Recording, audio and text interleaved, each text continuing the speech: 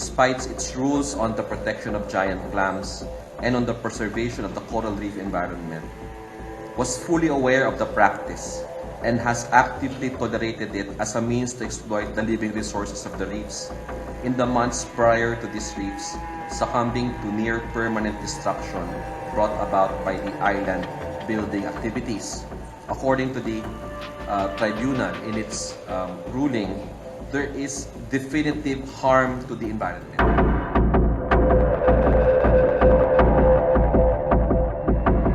The Chinese authorities were aware that Chinese fishermen have harvested endangered sea turtles, corals, and giant clams on a substantial scale, using methods that inflict severe damage on the coral reef environment, and has not fulfilled their obligations to stop such activities.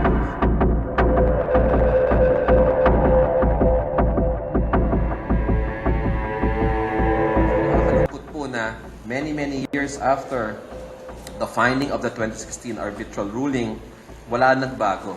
No, sinisira pa rin ng Chinese fishermen and by extension, tolerated by the Chinese government, the environmental destruction in many parts of the South China Sea, West Philippine Sea, and in particular, Bajo de Masinloc. I'm sure the reaction of China will be, that's not true, hindi totoo yan.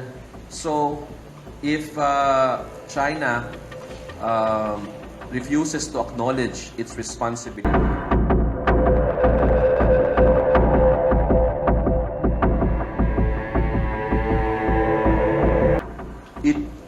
it then should open up Bajo de Masinloc to international scrutiny. Para magkaalaman talaga, no? They are the ones that are there right now. They are preventing us from going inside the lagoon so that in order for the world to find out if China indeed has fulfilled its obligations under international law, buksan natin yung Bajo de Masinloc to international scrutiny. We can ask third-party environmental groups or even the United Nations to do a fact-finding mission to determine the environmental situation in the Bajo de Masinloc. Because as clearly shown by the Philippine Coast Guard, we have definitive proof of environmental destruction and degradation inside Bajo de Masinloc.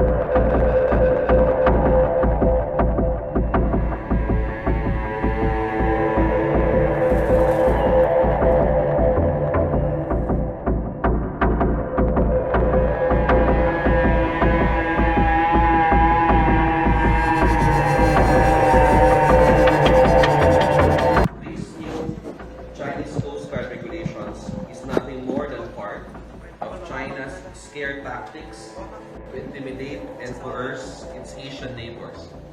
It is provocative, escalatory, and increases the tensions in the South China Sea. The Philippines will not be intimidated nor coerced by the Chinese Coast Guard. We will never succumb to these scare tactics.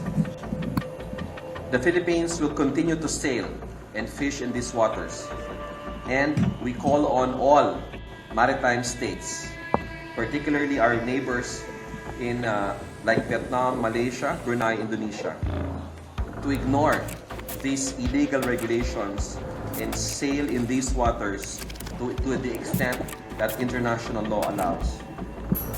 By doing so, we register our strong objections to the illegal regulations which clearly infringes on the rights of other states.